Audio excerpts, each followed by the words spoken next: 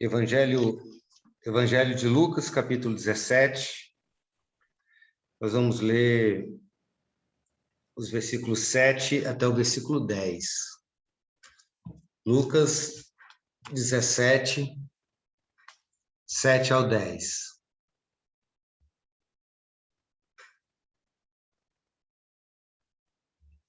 Diz assim a palavra do Senhor: Qual de vocês, tendo um servo ocupado na lavoura, ou em guardar o gado, lhe dirá quando ele voltar do campo: Venha agora mesmo e sente-se à mesa?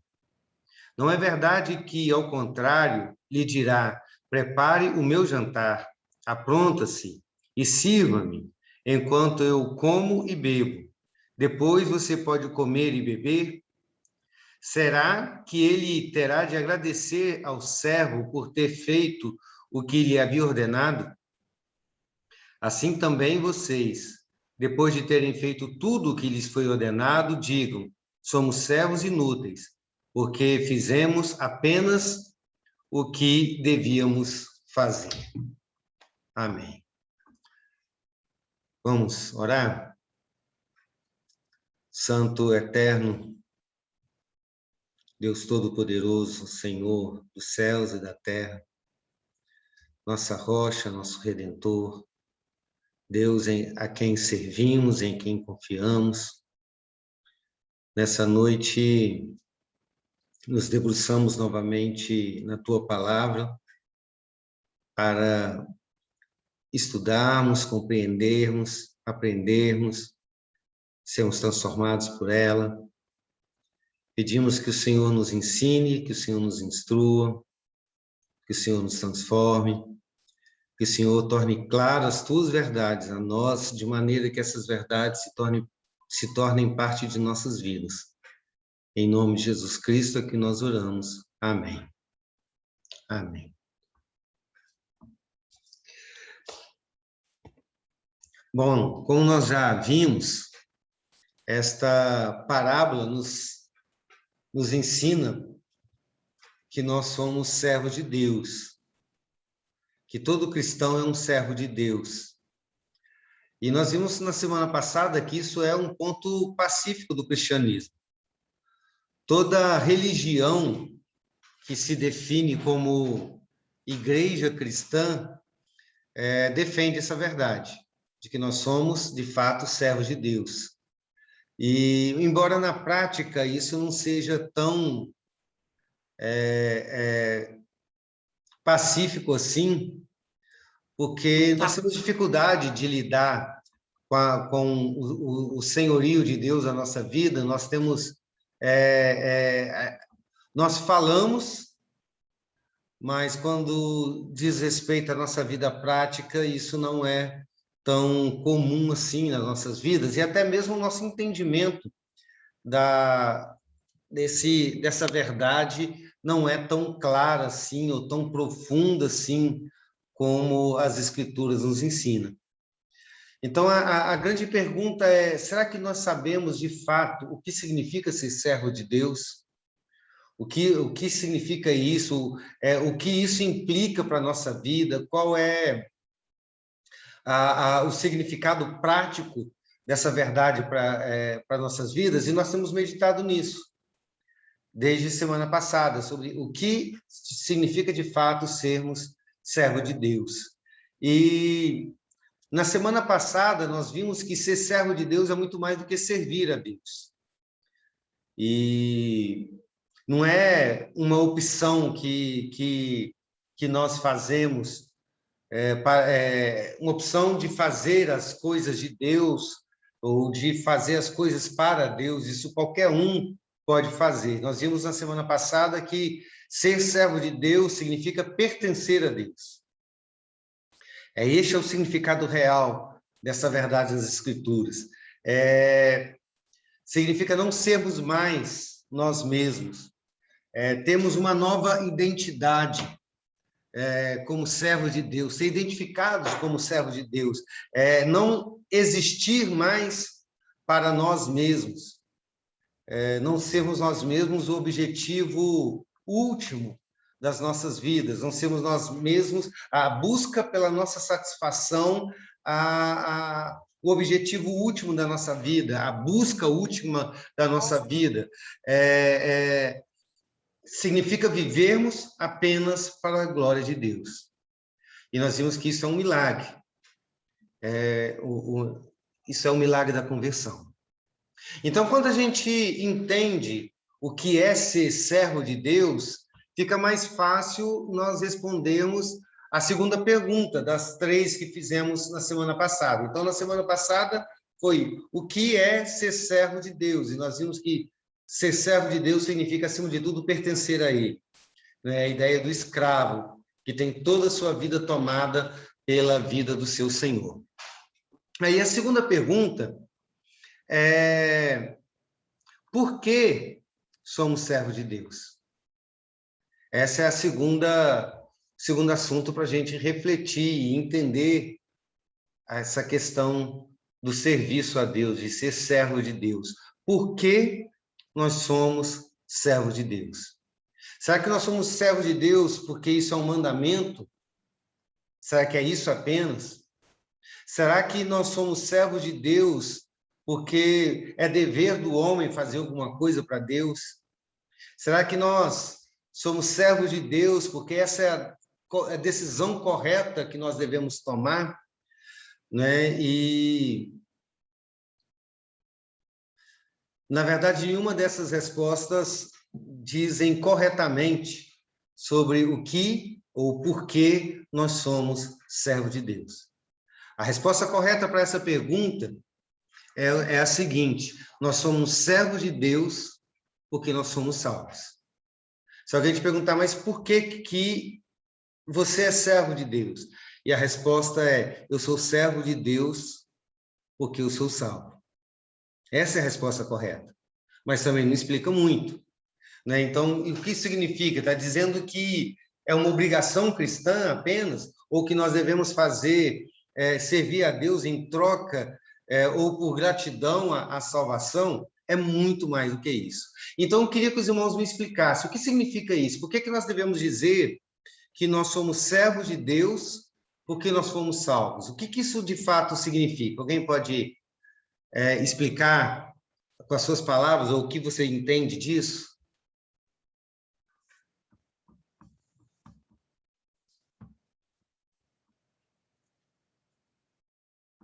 Suzy? Eu penso que nós somos servos de Deus porque Ele nos escolheu. Ele nos escolheu antes da fundação do mundo, né? E é um privilégio para nós servirmos ao Senhor, porque se somos salvos exclusivamente pela graça de Deus, né? Então, Amém. ser servo do Senhor é misericórdia, graça, favor. Concorda com isso, Vânia? Por que nós somos servos de Deus? Ô, pastor, eu vou citar o exemplo de Paulo, novamente. Paulo, ele estava no caminho e ele seguindo o curso da vida dele e fazendo aquilo que, como cidadão romano, ele estava fazendo, como soldado. Então, o que fez? O Espírito Santo tocou na vida dele ali, Deus o chamou, né? Então, ali a gente vê claramente que ele não por vontade dele, mas por vontade do Senhor. O chamou, o escolheu, assim como ele faz com a gente. Ele o chamou, o escolheu. A partir daquele momento, ele sentiu. Aí é que eu vejo que uma ação e a reação. A reação agora dele sentir como um servo do Senhor, uma pessoa que o Deus o chamou para ele, e ele agora está vivendo pela salvação, pelo chamado, pelo que ele é um servo agora de Deus, ele está servindo ao Senhor. Então, eu vejo em Paulo esse exemplo, e ele depois dizia. Então, eu penso o seguinte, depois ele entendeu e praticou aquilo que o Senhor falou para ele no seu coração, que ele era um servo, que ele era salvo, e ele agora estava vivendo plenamente para esse Senhor. Amém. É exatamente isso que as irmãs falaram. A ideia básica de nós sermos servos de Deus é que isso não é apenas uma opção, uma escolha, algo que nós decidimos fazer, algo que nós escolhemos para a nossa vida. Nós não éramos e agora passamos a ser. Não é? Isso por vontade própria. Isso é, na verdade, um milagre. Não é? É um milagre decorrente da salvação. Para a gente entender como que a salvação nos torna servo de Deus, nós temos que ir lá nos primórdios e entender a natureza divina, a natureza de Deus e a natureza humana. Ou aquilo que Deus é e aquilo que o homem é, para a gente entender por que a salvação nos torna servo de Deus. Né? Então, se a gente começar a pensar a partir da natureza divina, nós vamos entender que, dentre outras coisas, Deus, por natureza, é Senhor de todas as coisas. Isso faz parte da natureza de Deus. É uma daquelas características ou atributos que define Deus. Né?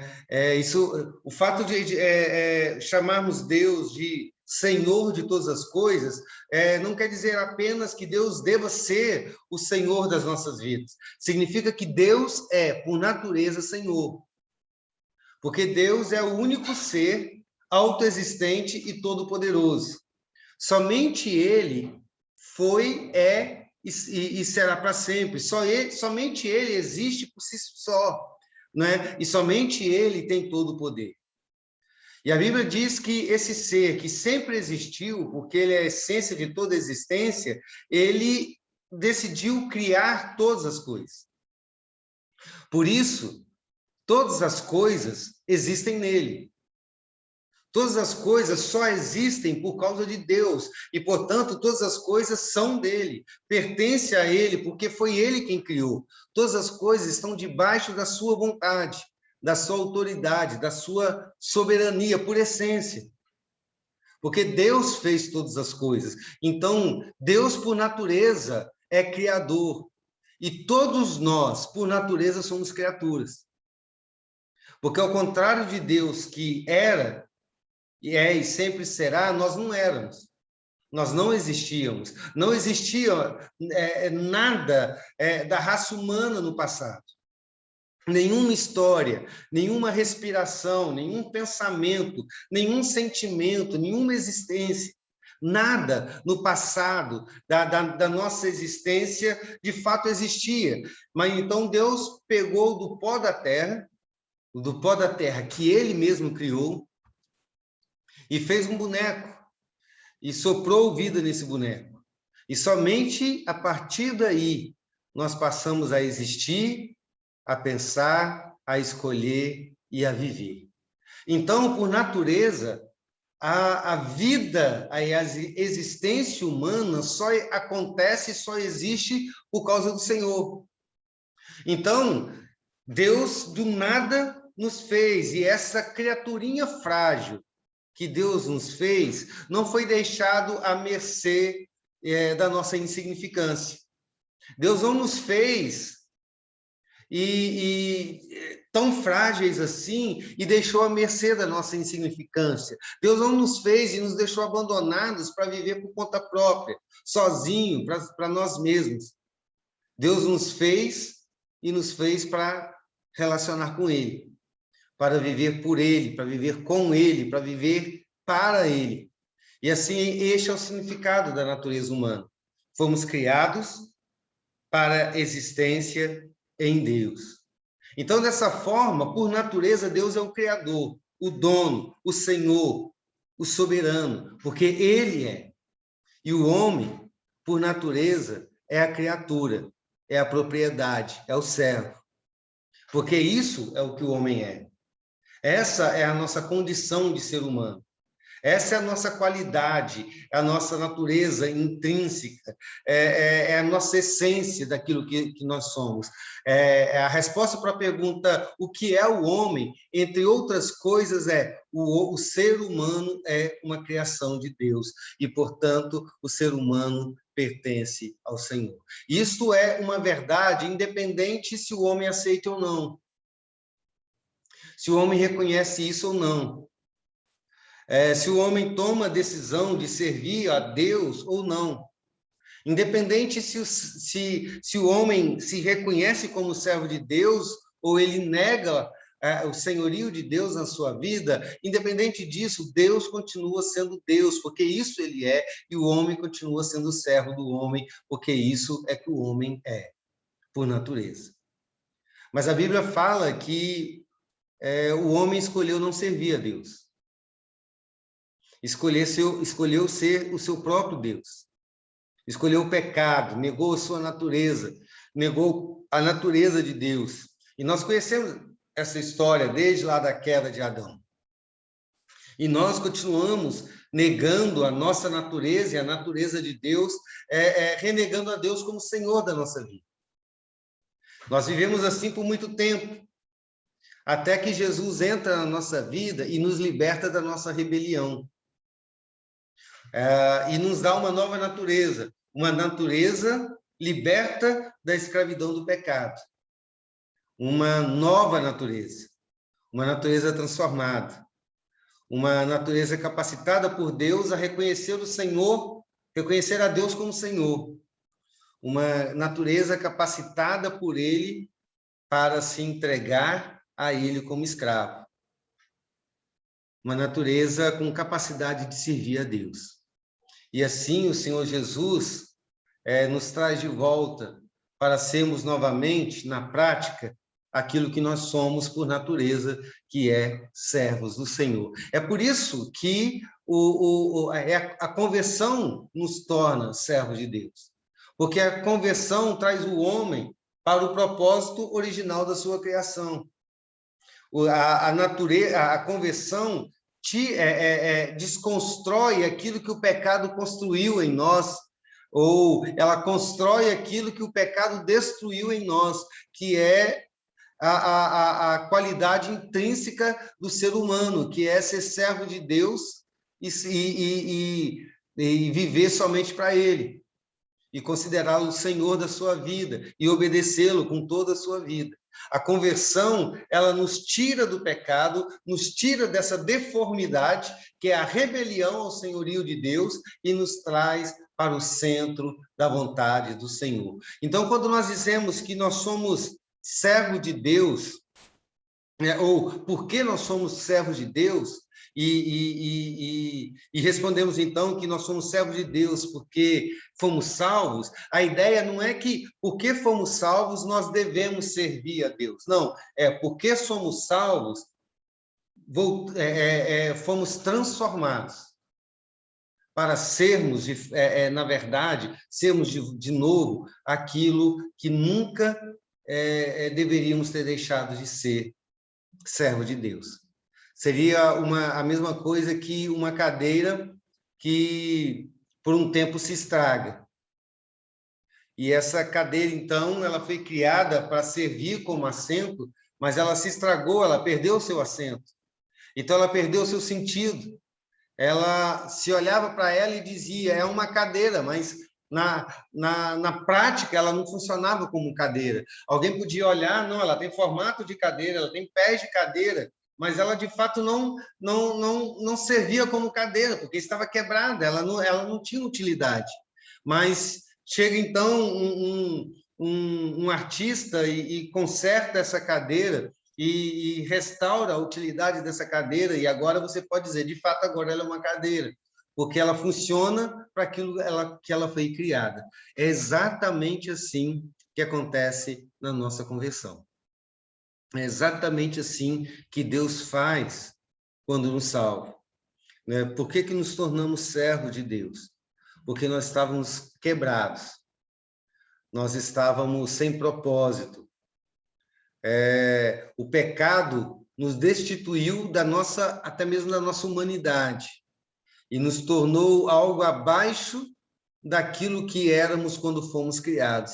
Deixamos de ser meramente seres humanos para sermos rebeldes ao Senhor, para sermos desobedientes a Deus, para sermos falso Deus de nós mesmos.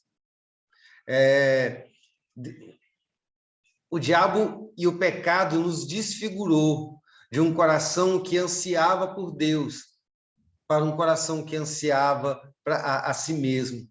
E a conversão, ela restaura isso, ela transforma isso, ela nos liberta dessa queda e nos restaura para a santidade. Então, por que nós somos servos de Deus? Primeiro, porque fomos criados para ser. Porque a outra opção seria Deus nos criar e nos abandonar.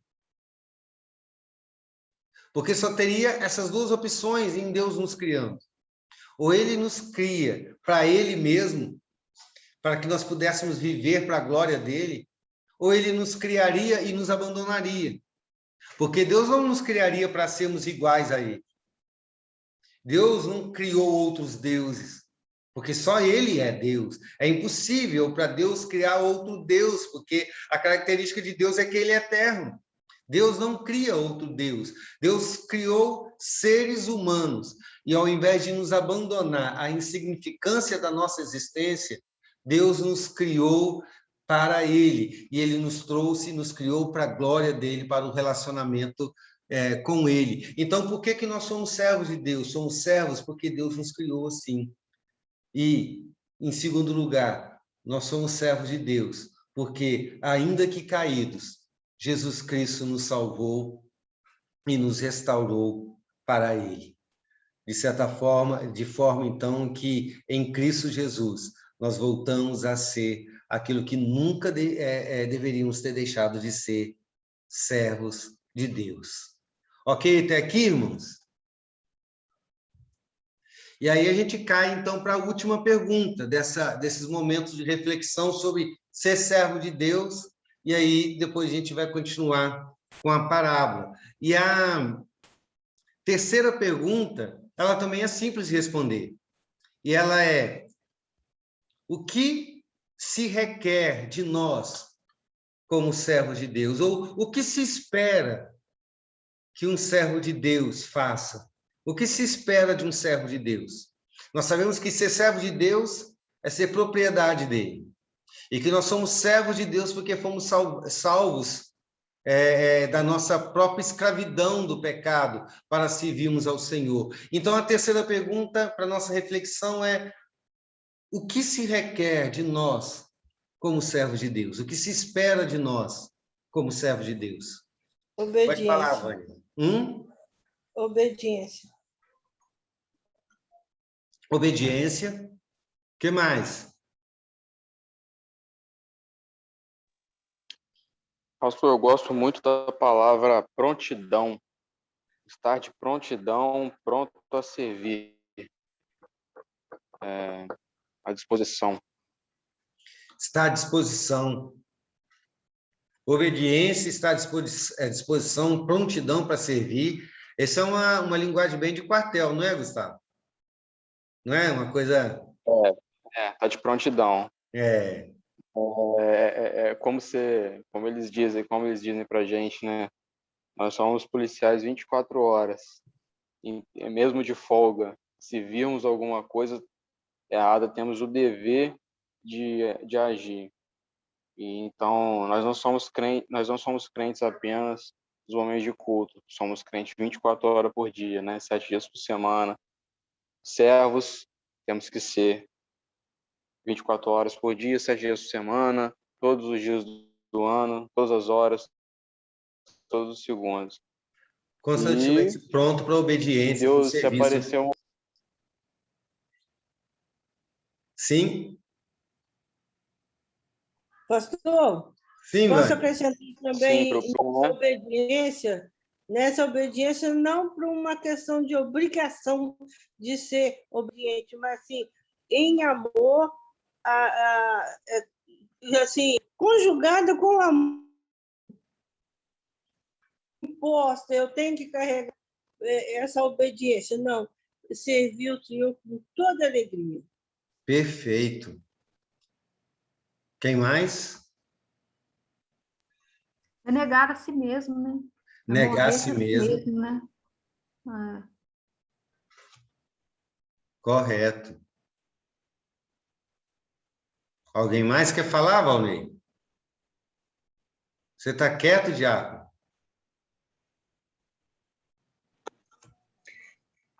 Estou só observando. Está só observando? Vocês aí. Estou olhando aqui.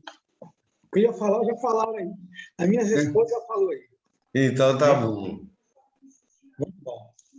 Boa resposta, Valnei. Já falaram o que eu ia falar. Todos os anteriores. Da próxima eu vou copiar você, tá? Da próxima eu vou copiar. Valeu, Gustavo. A resposta mais lógica para esta pergunta seria o que se espera de um servo? Se espera que esse servo sirva, né?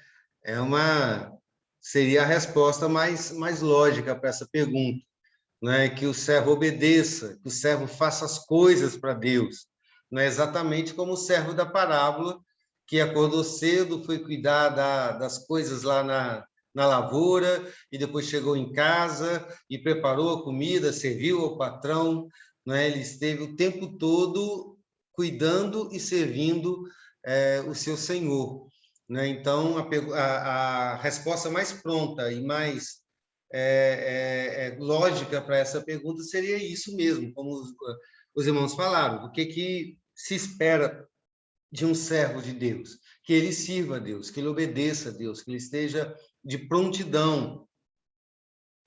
Esta é, de fato, uma resposta lógica, certa, mas também não é toda a resposta.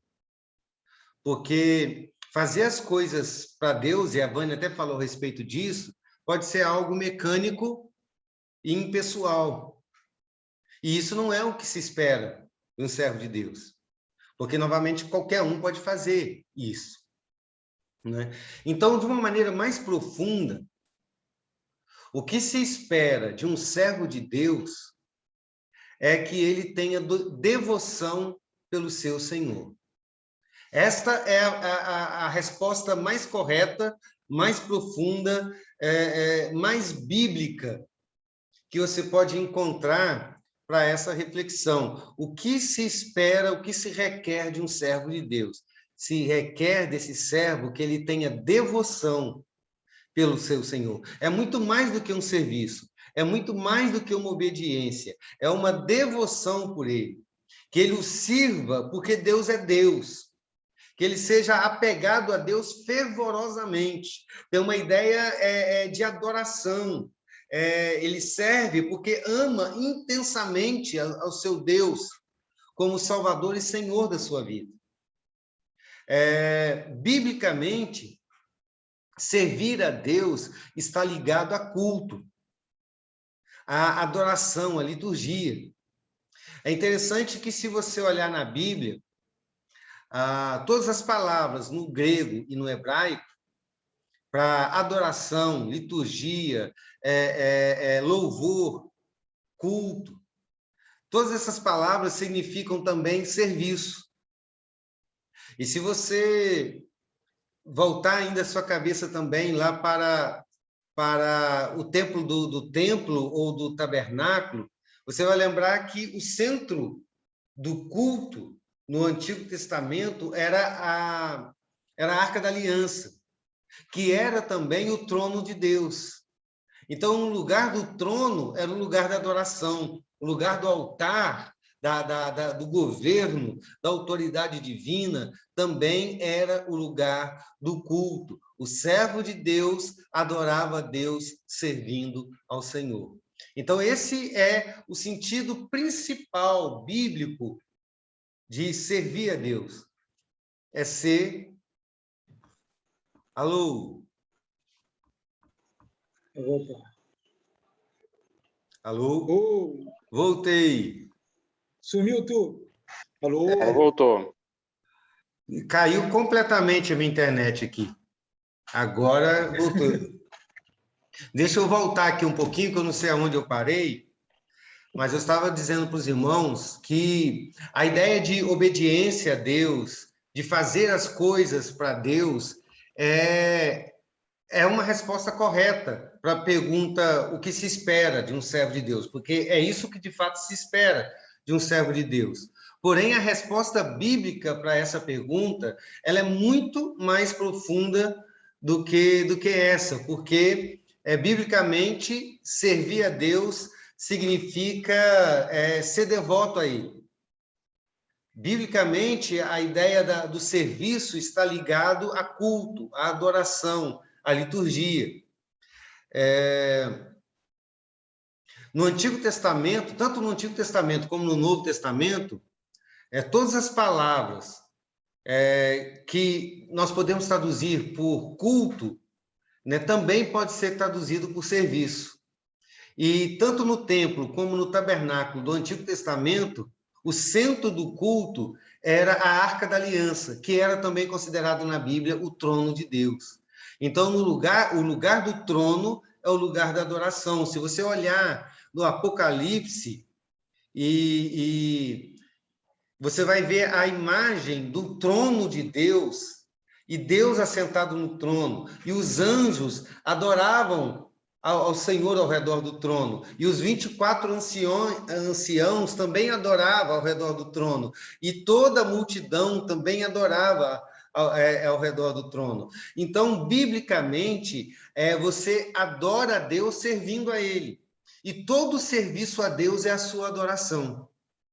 Então, biblicamente, o que se espera de um servo de Deus é que ele seja devoto a Deus, certo? Que ele seja, de fato, é uma ideia de religião, aquilo que você faz para o Senhor, certo? E o culto, no Antigo Testamento, também está ligado ao próprio ser de Deus. Então, biblicamente, ser servo de Deus, ou cultuar, é aquela reação apaixonada e encantada daquele para quem Deus se revelou, daquele que conhece a Deus, daquele que experimentou a Deus, daquele que viu o caráter de Deus e foi alvo da obra do Senhor. É aquela ideia de você se encantar com o Senhor, quando o Espírito Santo toca no seu coração e, de repente, você agora é capaz de ver as Escrituras com outros olhos e entender o Evangelho com uma outra mente, e essa verdade toma a sua vida e você, então, enxerga Deus como aquele que te salvou e aquele que te perdoou. Então, você fica encantado com aquilo e se apaixona pelo Senhor, e como consequência dessa obra, você se entrega a Deus em devoção. Você oferta a sua vida a Ele como libação, como culto, como oferta de adoração. Você se oferece para servi-lo, para cultuá-lo, para adorá-lo por toda a vida. E isso não é apenas no templo. Isso tem a ver com a vida. Porque na liturgia do Antigo Testamento, o culto não estava restrito aos templos, mas o culto alcançava a maneira como eles viviam fora do templo. O culto tinha a ver com o que eles vestiam, como se relacionavam em família, como eles cuidavam dos animais, como eles se comportavam nas guerras. Tinha a ver com o preço na feira, mas tinha a ver também como testemunhar a Deus, as nações. Tinha a ver com oferecer sacrifícios ao Senhor pelo pecado, tinha a ver com gratidão, tinha a ver com lutar as guerras de Deus, tinha a ver com as festas sagradas. Ou seja, servir a Deus e cultuar a Deus tinha a ver com toda a existência do homem, como servo de Deus, como filho de Deus, como devoto desse Deus, como alguém que entregou a sua vida e reconhece o Senhor como Deus. No Antigo Testamento, no Novo Testamento, Deus diz assim: Deus procura adoradores que o adorem em espírito e em verdade. Em Romanos, capítulo 12, versículo 1, diz que nós devemos apresentar nossas vidas a Deus como culto, como sacrifício vivo ao Senhor.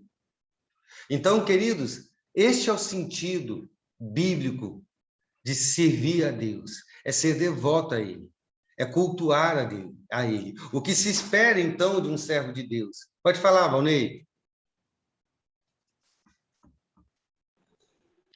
Pastor, o senhor me fez lembrar daquele versículo.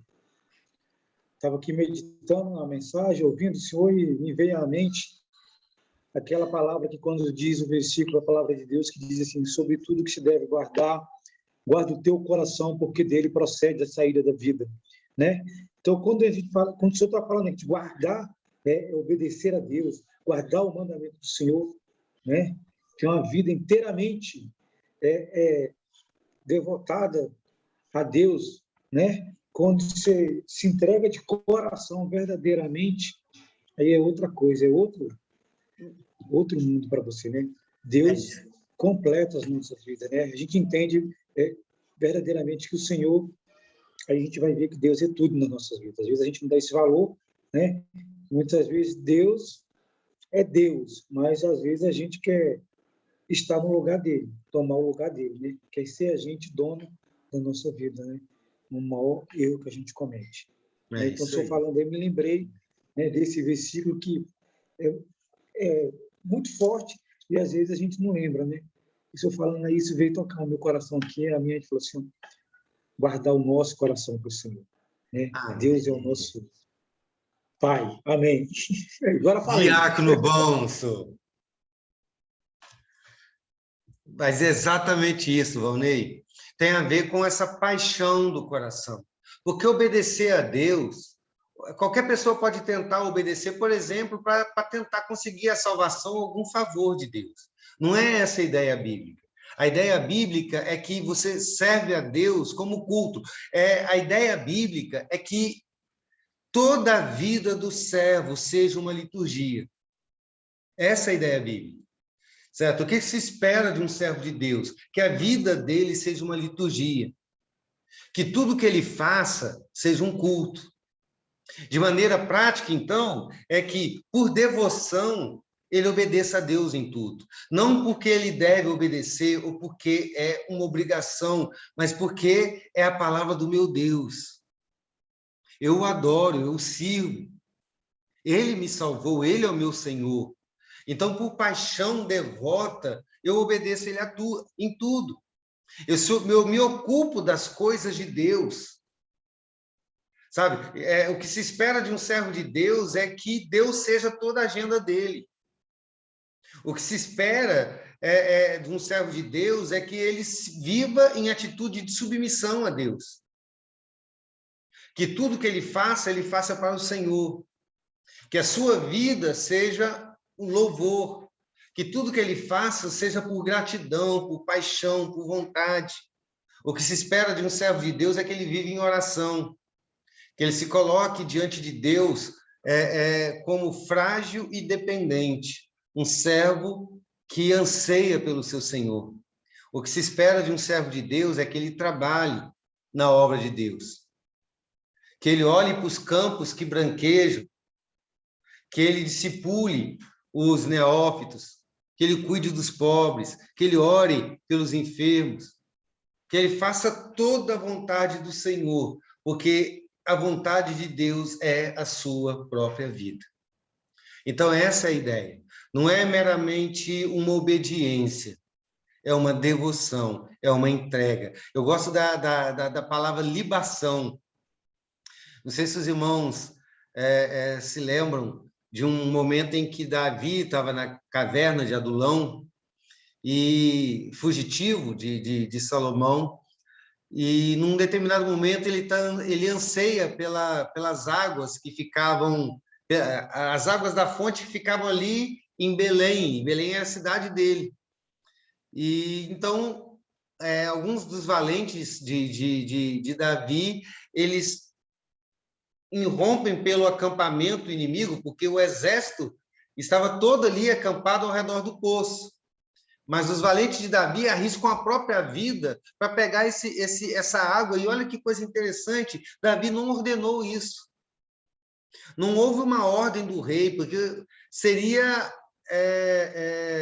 um abuso de autoridade. Jesus falasse, Davi dizer, olha, vai lá e arrisca a vida de vocês e me dá a água daquele poço, porque era o poço que eu bebia na minha juventude e eu quero beber de novo da água daquele poço. Seria um absurdo, mas ele não faz isso, ele apenas suspira, dizendo, ai, quem me dera beber das águas que está lá junto à fonte da cidade e tal. E aqueles homens olham para o desejo, para o anseio do coração de Davi, e voluntariamente se lançam numa busca, arriscando suas vidas para buscar essa água, pega essa água, leva para Davi, e quando Davi recebe, ele não se acha digno de beber daquela água, e ele derrama como libação a Deus, como oferta ao Senhor. Isso é libação, é se ofertar em devoção e em gratidão.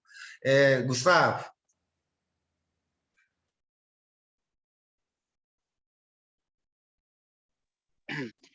O senhor disse aí essa passagem aí, me fez pensar, né?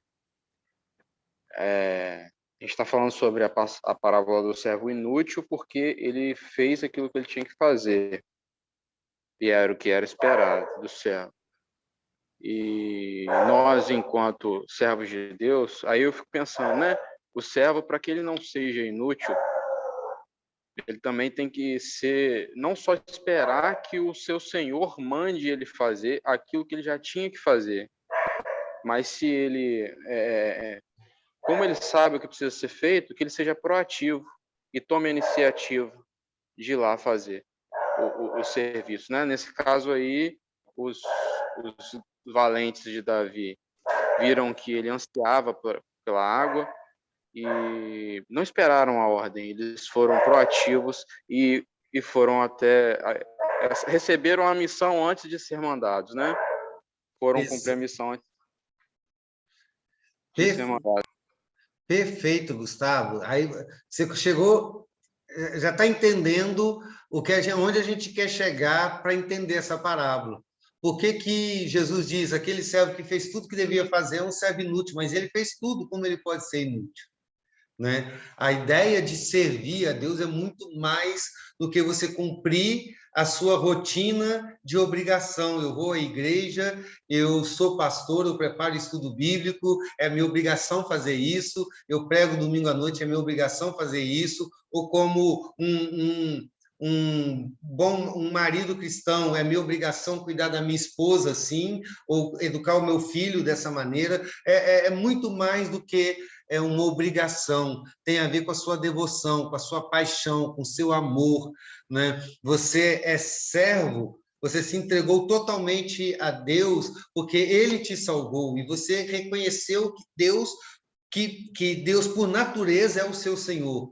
Então, você se entrega a Ele, você se devota a Ele, você faz do Senhor a sua vida, e faz isso por paixão e por amor. Isso significa ser servo de Deus.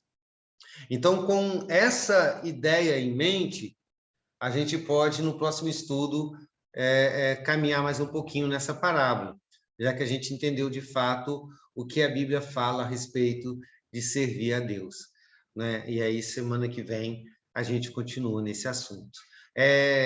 Alguma dúvida ou alguma comentário? Sim?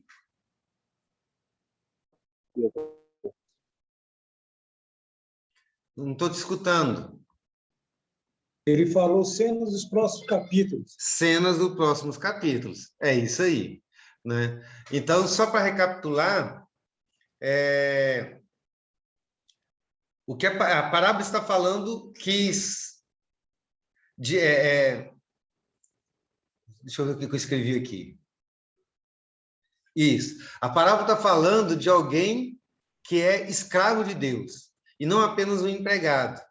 E de alguém que não é servo de Deus apenas por uma opção, por um mandamento, mas sim por natureza.